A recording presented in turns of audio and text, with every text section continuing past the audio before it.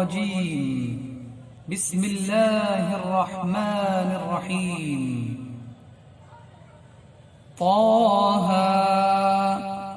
ما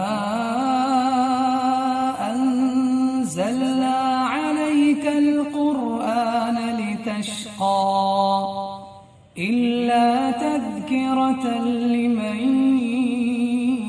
يخشى تنزيلا ممن خلق الأرض والسماوات العلى الرحمن على العرش استوى له ما في السماوات وما في الأرض وما بينهما وما تحت الثرى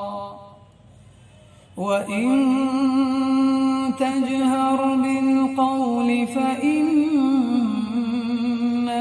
يعلم السر وأخفى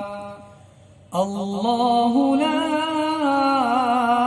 إله إلا هو له الأسماء الحسنى وهل أتاك حديث موسى إذ رأى نارا فقال لأهلهم كثوا إني آنست نارا لعلي آتيكم منها بقبس أو أجد على النار هدى فلما أتاها نودي يا موسى إني أنا ربك فاخلع نعليك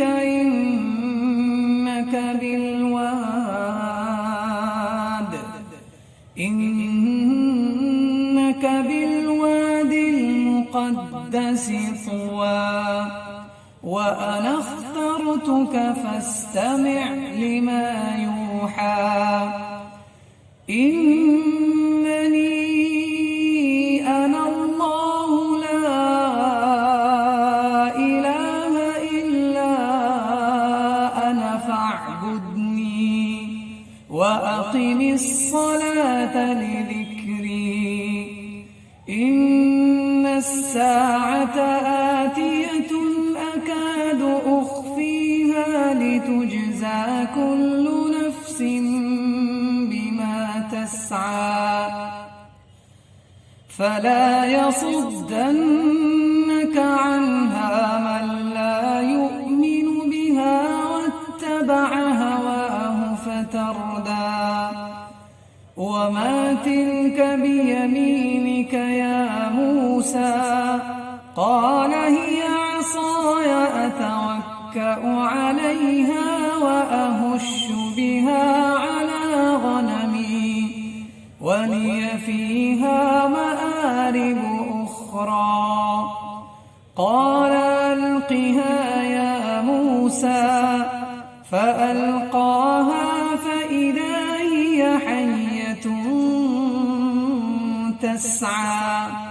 قال خذها ولا تخف سنعيدها سيرتها الأولى واضمم يدك إلى جناحك تخرج بيضاء من غير سوء آية أخرى لنريك من آياتنا الكبرى اذهب إلى فرعون إنه طغى قال رب اشرح لي صدري ويسر لي أمري واحلل عقدة من لساني يفقه قولي واجعل لي وزيرا من أهلي هارون أخي اشدد به أزري وأشركه في أمري كي نسبحك كثيرا ونذكرك كثيرا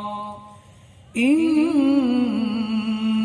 كنت بنا بصيرا قال قد أوتيت سؤلك يا موسى ولقد مننا عليك مرة أخرى إذ أوحينا إلى أمك ما يوحى أن اقذفيه في التابوت فاقذفيه في اليم